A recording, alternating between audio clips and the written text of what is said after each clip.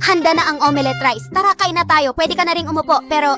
Naawa ako sa sisiw. Bilisan mo at kainin mo. Naku, sinubukan kong painitin ng itlog. Bakit nandyan? Wala naman yan, di ba? Walang tao roon. Wala naman yan, di ba? Hindi ba yan uuwi kung i-microwave ko? Naku, sasabog yan. Kaya kahit bigla ka pang magsabi ng matinong bagay. Umuwi ba talaga siya? Bakit? Bakit? May mga tanong pa rin ako. Ano ang dapat kong gawin? Ano ang kinakain ng mga sisiw? Mga samurai sila, kaya sa tingin ko pagkain yon ng sisiw. Tara, bumili tayo! Napansin kong ako ito. Ay, hindi maganda. Ah, Hyoko Senpai, magandang umaga po!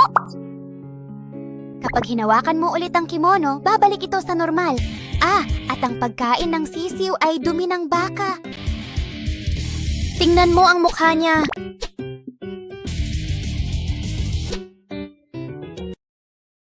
Ayos lang kumain ng kahit gaano mo kagusto. Mabilis kang lumaki. Siyempre, hindi siya kakain. Hindi ka ba nagugutom? Kapag nadapa siya, magiging tupa siya. Sa tingin ko, mas masarap ang omurishe. Medyo nakakalungkot yun para sa bata.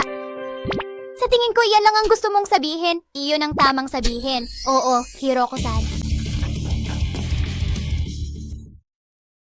Ano kaya iyan? Tingnan ninyo itong lahat.